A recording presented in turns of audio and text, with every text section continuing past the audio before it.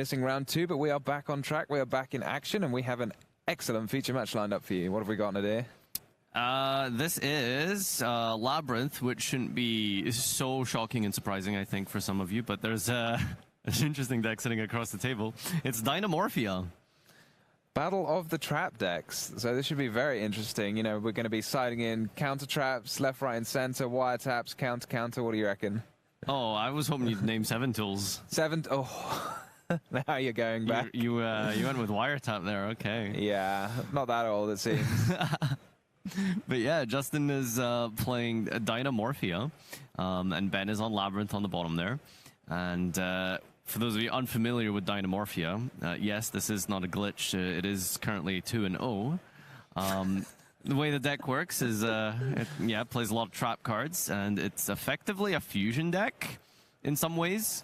It basically does it for free. You just activate a trap card, it fuses from the deck in the similar way that Branded Fusion does, and then you have Ketragina, which is kind of like Albion.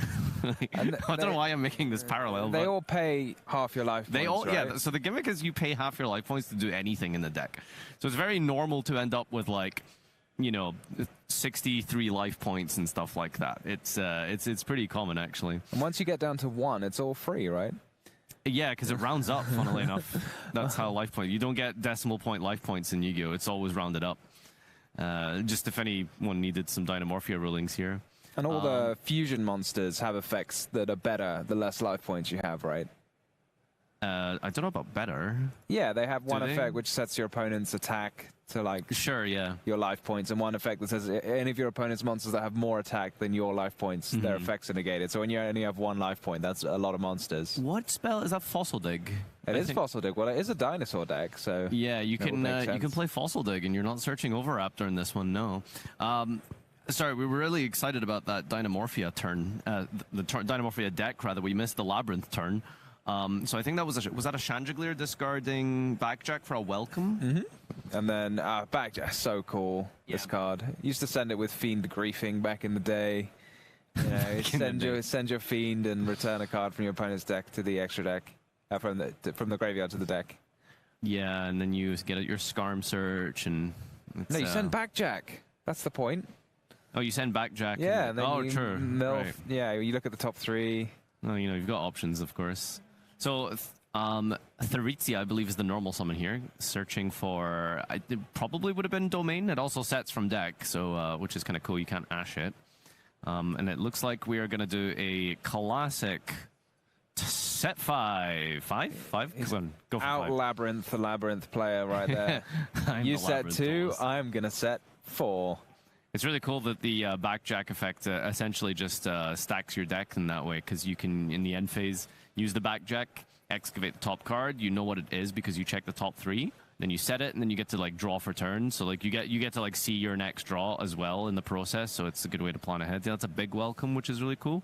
You got to remember to do it before you use your before shuffling. Yeah. But this is really strong here because you can go welcome. Is that just regular love we're going for? That's we had the field spell as well. Yeah, the field spell. I didn't even notice. So the monster gets popped, and then you get to trigger all of your Labyrinths, which triggers when a trap causes a monster to leave the field. Yeah, this is, like, really huge because not being able to, like, use your traps until the following turn when they're live means that they can essentially all just get sniped this turn. So you got welcome popping 1. And then Lady is most likely going to pop... Sorry, Lovely is going to most likely pop another one by bouncing with this big welcome we set off of the Backjack. Backjack does say you can use the trap that turn as well. So it's, really good synergy with this. I think this is probably going to be somewhat similar to top 4 of Indianapolis, actually. We saw Worlds competitor Raymond Dye actually taking this deck all the way... it might have been top 8, actually. Yeah, it was top 8. With a very similar playstyle. I think it was using the Backjack. Decking Dimensional Barrier? Yeah, I think it's probably a good card to main deck. Maybe at 1, but he is trap tricking for it. Yeah, especially in this matchup, you just, like, you know... Because you can reset it with Lovely as well? Yeah, absolutely. It's... Labrynth being able to reset, like, things like D-Barrier is genuinely incredible. But yeah, the Backjack sort of acts as, like... You wouldn't really think of a trap deck as, like, you know, something that can play too much on your opponent's turn. You know, turn 0, rather. I was going to say, traps are supposed to be played on the opponents. I don't know what, you know. But you can do a lot... Ooh, okay, we got a Super Poly in the main phase here. Okay. But yeah, the idea behind this is that you have a lot of these, the furniture, as people like to call them, you discarding the backjack, which then gives you a live trap on that turn. So you're playing a lot on your opponent's turn just with trap cards, but before setting them. I like the you got the dimensional barrier, but you can't a dimensional barrier that's super volley. No. I mean, you could like preempt it. Like, I guess you just chain it. Yeah. It's super poly. You could argue in some ways like. Has mostly been relevant because rather than like the clearing effect is like just because you can't respond to it is what makes it so strong after all of these years. I don't think you agree. Oh, I mean, I just like fusing my opponent's monsters. I was just trying to figure out, does the Labrynth let you destroy spells and traps as well? Yeah, you just destroy a card when you activate a welcome. So I thought it was a monster, but maybe. I think you can destroy anything with Labrynth. Yeah, I was wondering it to myself, like, should you Solemn Judgment the Welcome Labrynth? I mean, I don't know. I guess it's hard to tell. Your opponent got it for free, so. You mean like the activation? Yeah. Yeah, it is awkward, but paying half your life points doesn't really mean anything, I suppose. You want to pay half your life points. The lower your life points are, the better, because your boss monster, Rexsturm, relies on your opponent's monsters being negated based on your attack points and above. So if you have like 1 life point, your opponent can't use anything with 1 attack or higher, as an example. A set Welcome Lab. Oh yeah, you can destroy a card on the field. Yeah, that's really powerful, isn't it? And I believe Lovely also like synergizes really nicely, and your opponent can't respond to your normal traps as well. I believe, right?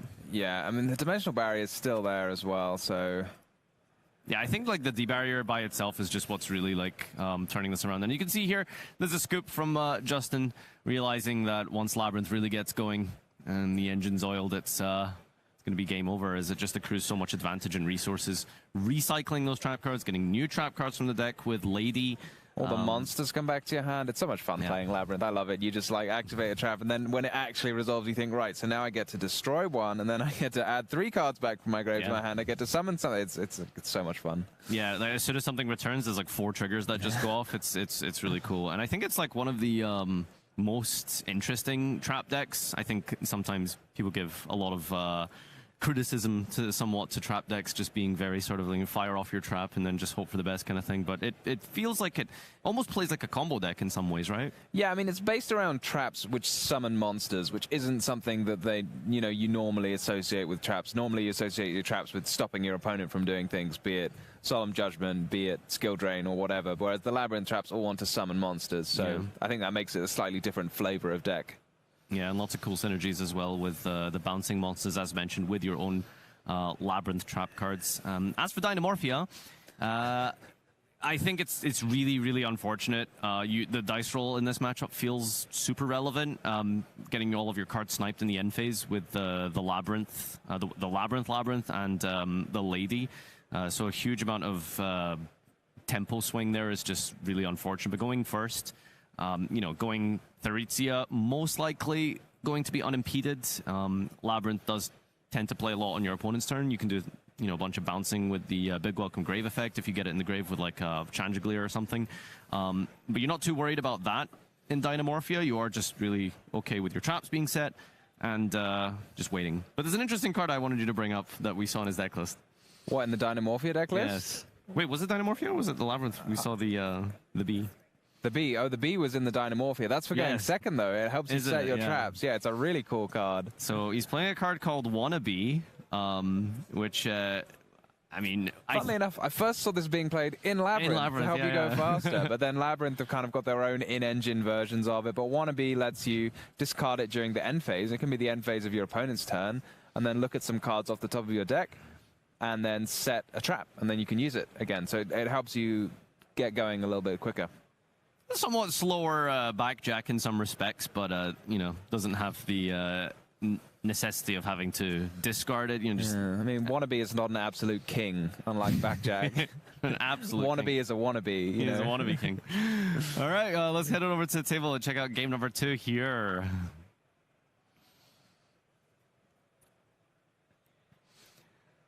So yeah, as mentioned, if you're just joining us now, Justin is going to be playing Dinomorphia versus Ben Simpson's Labrynth. Most likely will be opting to begin going first with Dinomorphia. Do you think there's any blind second Dinomorphia duelists out It there? seems odd that a deck that wants to set a bunch of traps would go second, but you never know. My heart always like skips a beat when I see his fossil decks. It looks like grass to me.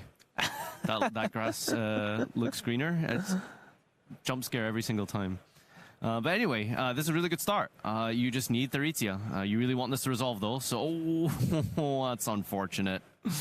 No Miscellaneous Saurus in the hand either to protect. Maybe we would have hard drawn it, though. 3 set cards means we could potentially still have access to our fusion. What is that? That's a sphere mode? He's not using sphere mode in the end phase, don't worry. No, I know, but like... I think he just like hid the... he just put the furniture piece in the graveyard very quickly. Yeah, no. That's not what I'm confused about. Like, oh, you're confused why it's been side decked? Yeah. Maybe it's so you can discard it with your Stovey Torby. Discard fodder. Well, it could be anything at that point. I guess, like, okay, so I think the logic is, like, it actually does kind of make a little bit of sense. Because if you get your full fusion set up, in some ways I could actually argue maybe he should have kept the Imperm and just let this resolve. Because you will have Theritia into Kentrigina, into Rexstrom, and then if all 3 of those are in the field, then yeah, you can just use your sphere mode. Yeah, I have absolutely no idea whether I'd want sphere mode or not. It does seem a strange choice, but maybe he knows what he's doing and he's seen it all before. I appreciate it. I think there's a lot of confidence involved with siding sphere modes, right? Like, you have to be very definitively positive that, like, my opponent will have 3 monsters at some point. This is really good here as we go for... Ooh, okay, we've got a Imperm down on Ariana. Chaining, I think that's Frenzy, right? I believe that one is Frenzy. Similar type of ordeal here, just fusion summoning from the deck. Paying half the life as well, of course. Yeah, I know that they all like pay half your life to fusion summon, and some of them fusion from the extra deck, some of them fusion from the deck, graveyard, but I'm not sure which one's which. So basically, they all fuse from deck, the trap cards, but you can also like send one from the extras. We've seen here we're sending Stealth Bergia. I believe Stealth Bergia is has like a bonus grave effect. I think it like protects you from burn damage or something. Because you might be wondering against something like Dinomorphia. Oh well, surely you just like activate a firecracker or something. Activate sparks to win the game. Literally, yeah. you can't just do that. But they actually have a lot of protection against specifically that. Just in case, you know, you were looking to do some burn damage. If you would take, 10 damage. Yeah, exactly. They do have a lot of protection against that. You know what's really funny? I've always wished that the Chandragleer and Stovey Torby could send from hand or field. You can do things like dodging Imperm. That would be super cool. That would be they can send themselves. Yeah, from exactly. The field, so the idea with like something like Skill Drain, which is usually somewhat popular in Labrynth, is you can still use some of your furnitures like even under the Skill Drain, which works nicely. So, you think the Labrynth deck needs a little bump? Not quite, no. Because you can play around that anyway, because you have Big Welcome in the grave. Use that, summon Ariana, activate the effect, then bounce it, and then trigger the field spell. Like it's there's still a lot of anyway. Skill Drain aside, we have a different kind of Skill Drain on the field right now. That is the Kentrigina, paying half the life to copy the Frenzy, or Domain, sorry, I mixed them up. But yeah, essentially you do get into Rexterm, and now Justin has kind of the full setup here somewhat, and do you think he's maybe regretting discarding that Sphere mode now, by the way? Well, Ben... We did use our normal summon, I guess. Yeah, you'd have to choose what you think's more important out of your normal summon. Maybe the Ariana was completely necessary. Yeah, so the life points are really important here because this threshold has been met against the Lovely and Lady. Since they have over 2,000 attack, which is Justin's life points, they will be negated. And it's also a real issue to get over. Rexterm, I think, also has like a battle step effect as well, which allows you to like pay half and then like reduce your opponent's attack points. So it's a real like powerful boss monster to deal with. Now, the one thing that Justin needs to try and deal with here is the field spell. Labrynth is going to be a really powerful component for Ben, because just being able to remove cards is how you can deal with Rexterm. Monster effects, really, really weak against Rexterm. Spells and traps, not so much. Yeah, this does seem to be an issue, because it negates all your opponent's monster effects, but Labrynth can destroy cards without using monster effects, which is quite unique, I'd say, among other decks in the meta at the moment. Yeah, I mean, I think like in terms of the matchups, I'm sure Justin will probably have built his deck, somewhat relevantly for Snake Eye, and Labrynth is maybe complete sort of polar opposite playstyle, and as mentioned, Rexstorm can kind of suffer against that type of spot removal. Yeah, I mean, this is going to be so much advantage if we resolve this, right? You get to destroy, you get to trigger the other effect of Ariana, you get to add back like 2 or 3 monsters. It's going to be quite a lot. Yeah, a lot to deal with. Although Ben's chosen not to destroy the face down, which is fair enough.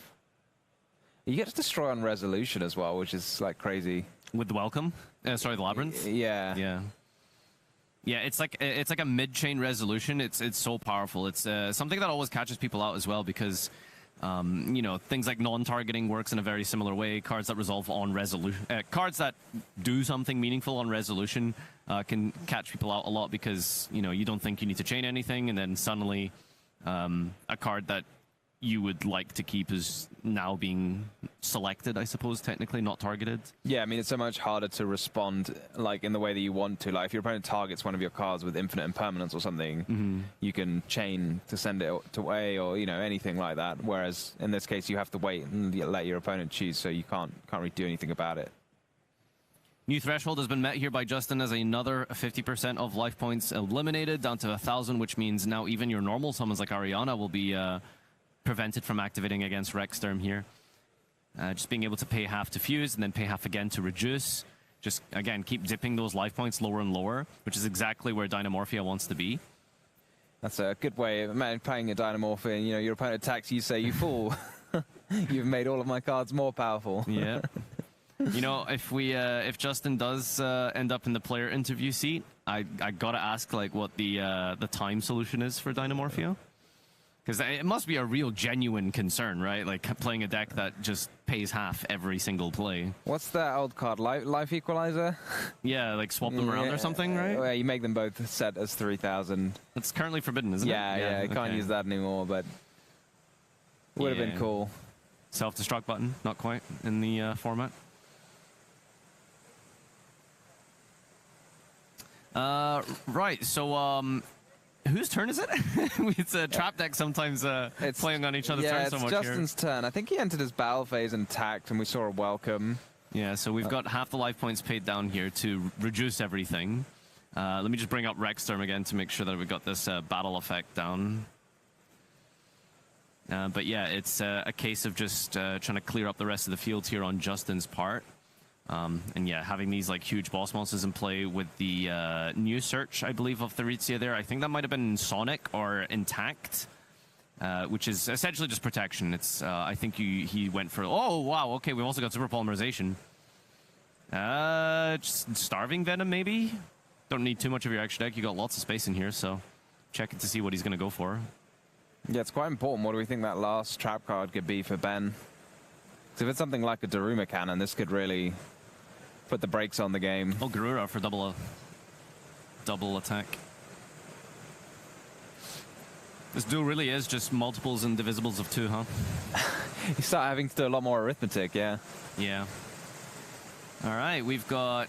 That's a crash, right? 16, I think, on Theritzia. Oh, no, we have the Ariana, of course. So, yeah. So Theritzia clears this. We got 3,000 from the Garura, 3,000 from the Rexstorm, plus the 76, and yeah. Oh, it was an Eradicator face down. Oh, but you Eradicator going second. Interesting. I think it's a fair choice. It's definitely a card I was thinking about. But I guess the super polymerization again, like you can't respond to it. So I mean, otherwise that Eradicator would have been flipped. I mean, a world of difference, right? Yeah, hugely. I mean, I think like more importantly, it would remove the fodder. But like once you flip Eradicator in that situation, it's like okay, you're getting rid of these turn 2 traps. I don't know. It doesn't really feel as strong, right? Yeah, it does seem like I can understand it, again if you don't know too much about Dinomorphia. Maybe you could side in the sphere mode. because you think your opponent's going to have a big field of monsters, maybe you could side in the Eradicator to deal with your opponent's traps. But it feels like both at the same time. Maybe one of the, like they don't seem to be cards that you should side in together at the same time. Well, listen, if you take away the field and then take away the traps, you want to do both to someone. I like it. I like it. I feel like you need to pick a lane of what you want to interact with. I'm curious if Justin's going to have much here for going second versus Labrynth. You know, it feels like to me that this isn't the type of matchup Dinomorphia wants to be in. It wants to be against like heavy monster kind of style themes, right? Because, you know, Rexdom is just such a powerhouse against monsters specifically. And as we've mentioned, Labrynth doesn't use monsters to deal with your opponent's fields per se. Yeah, I've no idea how to deal with this because, like, Eradicator Epidemic Virus has got to be such a threat, and it's not even like the Labrynth deck has to draw it. Like, it can readily search it out if you give them enough time to do so. So this does seem like quite a challenge. I'm looking at evenly matched, maybe? Yeah, extraordinarily in a trap deck. He is playing evenly matched, Lightning Storm as well, so, you know, clear all your opponent's Labrynth cards, set 5 yourself. Could potentially be some options here for Justin. So there's a lot of, you know, powerful sort of blowout style cards that could work quite well in this matchup. It really is just a case of better see it, right? So yeah, I mean, it looks like his whole side deck is geared towards going second, which is fair enough in a trap heavy deck. You know, if you're going first, you just do all of your plan A. I'm not. Should I ask you about this card? Do you know what this is? I was looking at it. I don't know what Yubel, the Loving Defender Forever, does. I have to check. Is this? I think it's a side deck super poly target in case you play Yubel. So that's what I was thinking about. Yeah, Yubel plus a monster, plus effect monsters on the field. Yeah. 1+, by the way. So this is sort of like somewhat the gimmick of Yubel itself. You can just fuse your opponent's entire field. Yeah. As long as you have a Yubel. It's that's properly nasty. Really strong. So specifically for the Yubel matchup, not something you might see too common yet, I suppose, at least before Phantom of Yubel. But if it comes up, you know, it's Super Poly just clears everything. Can you imagine if you were playing Yubel and your opponent did that to you? Like, I would not be returning for the next round. All right, speaking of the next game here, we've got game number 3 underway. So, Justin versus Ben, 1-1. And they are match point here as we try and find out who our winner will be for this round 3 feature match of the United Kingdom's National Championship.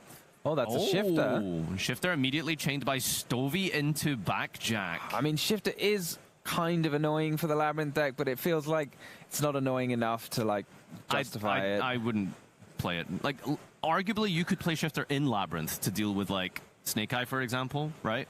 Yeah. Like it's absolutely a card that's kind of like a nuisance rather than a... It does stop, you know, you're doing too much. You can't do, like, coup clock things, but if your opponent's willing just to chill, just set a couple of traps. I mean, this is really what you don't want to see. The Stovey into the Backjack. And in this specific instance as well, where we have the quick play to chain, it's, super powerful here. Okay, oh, is this Eradicator? No, okay. Welcome, okay. But we can get Eradicator. Yeah, I mean, I think we're just going to go, like, Welcome into Ariana for Coup Clock, set Eradicator, activate Coup Clock, eradicate the traps. All of Justin's traps, yeah, so... But you could do spells, I mean... Do you think so? It depends how scared you feel of things like Lightning Storm. Yeah, okay, I mean...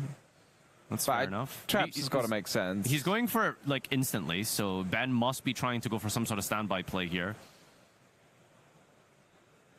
Is that big welcome first and foremost? No response to the big welcome. You get to chain Lovely. Sorry, Lady. I always mix their names up. Yeah, that's Lovely and Lady. I think Lady also has Lovely in the name. I think one of them has both of them in the name. Well, everything except Lovely and Lady. All of the Silver Castle, etc. Is one of them the Lovely Lady of the Silver Castle, and one of them I don't know. I'm not sure. All right, so we are bouncing Lady. Everything is banished, of course, but by the Dimension Shifter, but it potentially might not matter here as we begin resolving Ariana. And Ariana can search for any Labrynth cards. Can't see the search here, but I would imagine it's Coup Clock. Is Coup Clock a send or a discard? Like, I don't... It must be a discard. It doesn't really matter, right? As long as it doesn't say Well, I suppose it would say send to the grave for cost. Yeah, It if wouldn't you be have to send it activatable. to the grave for a cost, then yeah. But yeah, you can use it here. Coup Clock is activated. Did we see what he said? It was Eradicator, right? It must have been. Yeah, okay. We're also going Welcome for Lovely. I don't want to get rid of my lovely. Yeah. Oh yeah, we're gonna get rid of the lady instead. Yeah, okay. Okay. Down go the traps. Mm-hmm.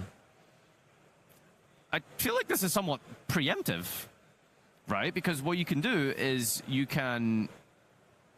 Well, hold on a second. Because we can't hear what the players are saying to one another, but do you think he entered battle phase? Because he does have evenly matched. Yeah, I don't know. I mean, it could be in the battle phase. It could be in the standby phase. You're right, though. It doesn't really. You don't really need to do it in the standby phase if you're going to call traps. Yeah, so like in ideal world, you just wait till your opponent sets 5, and then in the end phase you do all of these shenanigans, wipe out all 5 back row, and that's it. But because you want to play around your opponent setting a trap directly from their deck as well. Yeah. Aha! Okay. No traps. No, 1 trap. Oh, But this is exactly the issue, right? Because even though you get rid of the trap here, if you do it so early, you can't just normal summon Theritia and then get another trap, right? Like, that's the issue. I mean, I guess there was no real way for it to work, right? Because you're going to get lightning stormed or super polyed.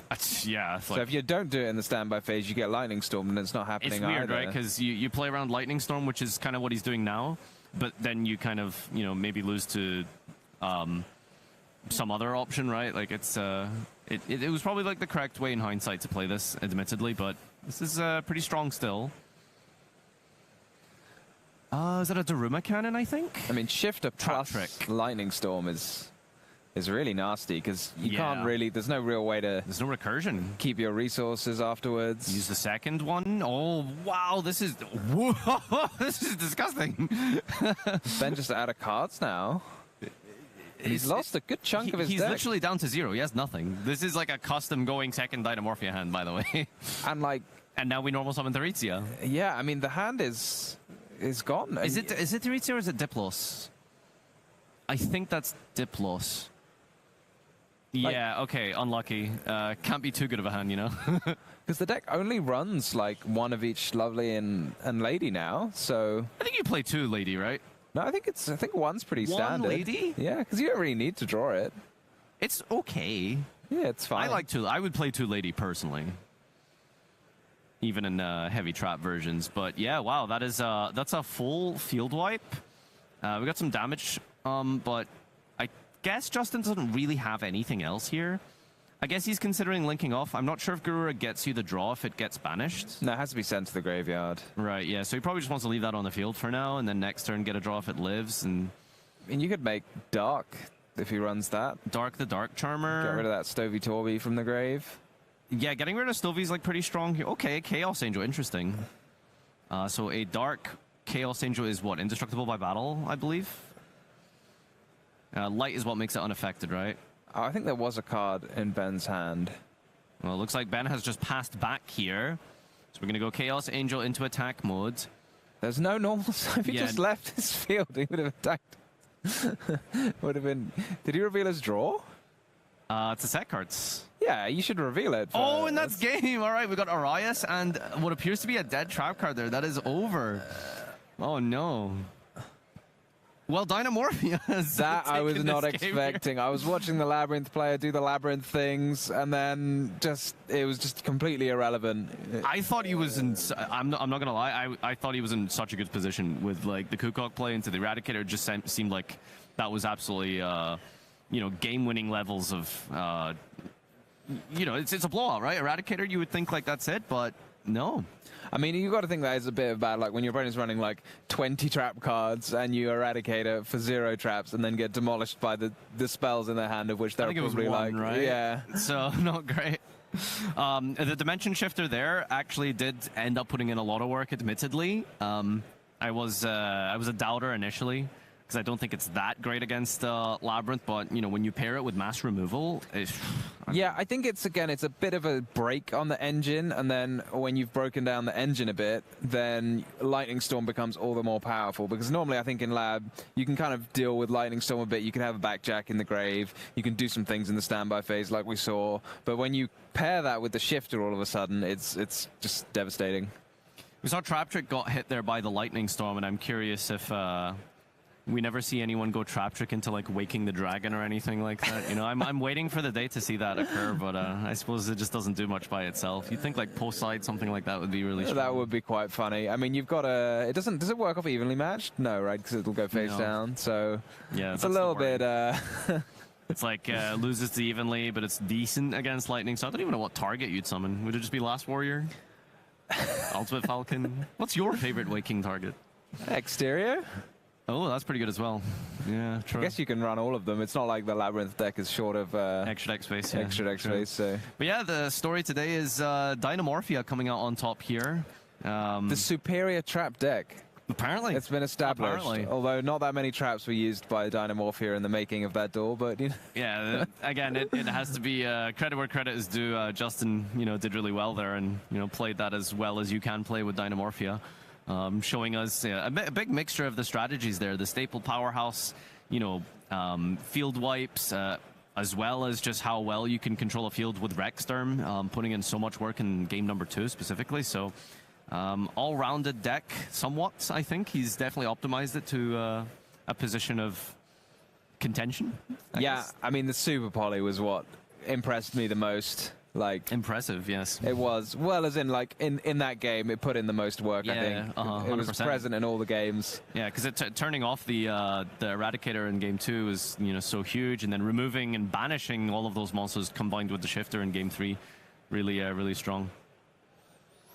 Right, well, I think that's it for round number 3, and we'll be back soon with a player interview with our winner. Of the winner of round number 3. Justin, congratulations. Nice one, thank you. So, I mean, how do you feel? How did you feel being in a feature match? It felt mental, to be honest, because I've not been in one like at this level before. So, experiencing this for the first time was obviously nerve-wracking, but glad to get my deck on a feature, because I don't think they really feature that much in Europe, do they? No, I mean, it's the first time for me seeing the deck on the stream. Yeah. I mean, I've seen it a little bit before, but not in so much depth. So tell us a bit about it. Have you been playing it for a while? Yeah, I've been playing it since the Battle of Chaos came out, when Frizzia and Kenchijino are your main 2 cards. And obviously when Dimension Force came out, we got Rexstorm and Frenzy. That's obviously elevated the deck a lot more. And then Intact gave us that monster negate we desperately needed to stop Ash from basically ending turns. But yeah, I've played many different variants of the deck. That included certain different engines to see if I could pass it up, basically. And yeah, this is the list I eventually ended on for the event. So do you feel like it's fine-tuned now, your deck list for the current meta? Yeah, pretty much, yeah. It's done pretty well for me so far, so yeah, not too bad. So you're 3-0 now in this event. So how do you feel? Have you been to national championships before? Have you made the top cut? Yeah, I came last year. I included the Zark package in the deck because I took Dinomorphia last year.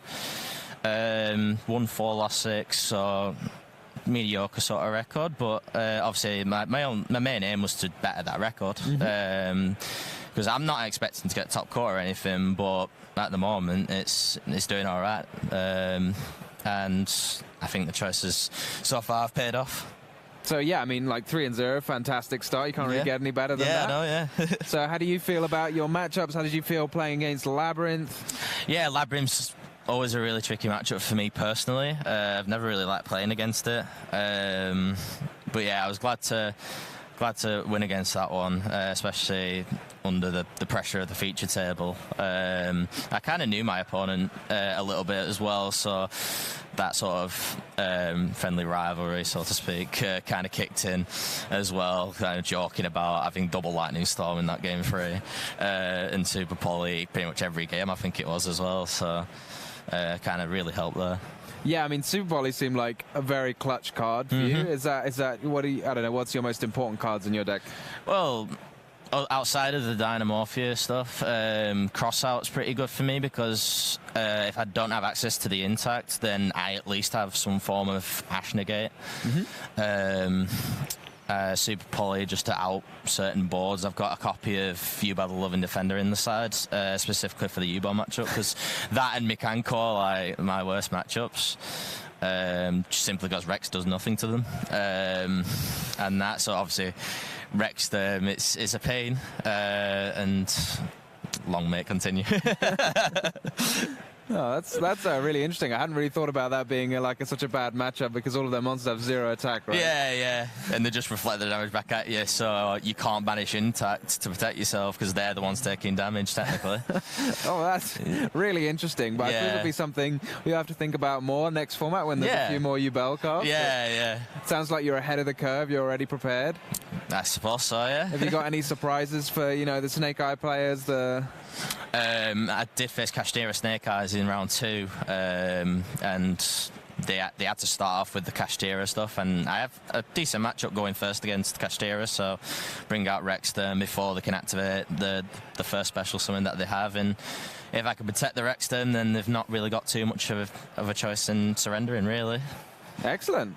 Well, I mean, it sounds like you've got everything mapped out for the tournament. Are you feeling confident going forward? Yeah, especially 3-0 at the moment. Yeah, feel kind of confident now. Well, yeah, I mean, after the feature match, right, hopefully you'll be feeling super pumped. Did you enjoy it? Yeah, it was cool. Getting to be on feature. Obviously, I'll have mates at home watching this as well, so it'll be really funny to get back to Burnley, where I come from, and share that with them. So yeah, you can see what they said about your match. Yeah. They can say, "Why did you do this?" or "That was amazing." Or "Do you have this already?" Well, congratulations, Justin, and thank you so much for being on the stream with us. Thank you. And stay tuned, and we'll see you guys for round 4 soon.